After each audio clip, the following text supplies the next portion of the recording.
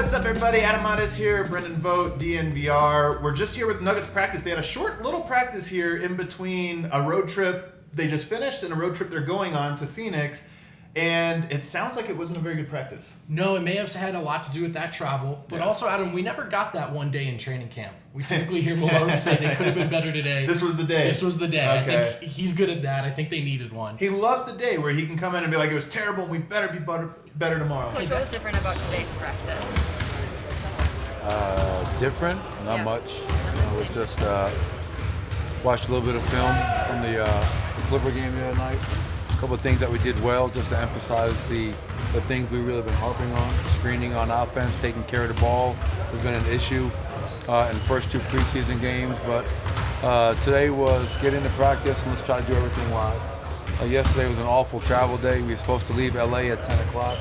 We didn't leave till around 5 o'clock, got home around 9 o'clock at night. So today was, I think, probably our worst practice of training camp so far. So hopefully tomorrow is better. Hey, that's, all jokes aside, a championship mentality. It's the day at a time thing. It's a slog. And so you can't, even if you're as good as Denver, you can't take a day off. And I think there are a few coaches who have that mentality more than Malone. Oh, absolutely. Michael Porter Jr. talked today, and every time he talks, Brendan, I'm impressed. And I know it's just talk. I don't want to put too much stock in this. But he talked specifically about watching Kawhi Leonard up close and really paying attention and how much it just motivated him to get in the gym. I mean, just the dudes are good, especially like the main players and everything. Like Kawhi is a monster, you know what I mean? Like that just motivates me to see dudes that are that elite. Like it was ridiculous. That was my first time really like paying attention to him like up close. As soon as I got home, I like started watching film on him because it's just like his presence on the floor was felt. So those players are elite, and I want to be like that one day. So I got to study those guys. What do you admire most about Kawhi? Just like my shooting time was the same time his was before the game. And I was just looking down and he was just so precise with everything he does. Shot the exact same every time.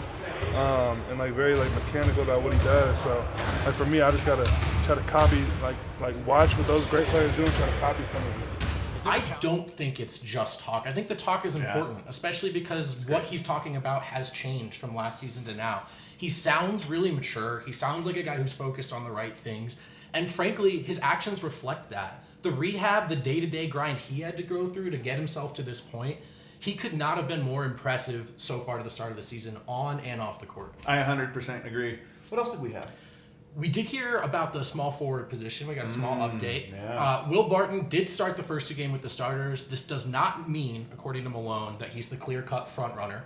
Torrey Craig, who didn't play, will play in Phoenix. He'll find someone else to sit. It's just too hard to play all four guys in one game. Yeah, I'm curious to see what happens in these next two. I kind of think the last game, maybe Will Barton doesn't even play at all. Yeah, a lot of Wancho minutes, a lot of MPJ minutes.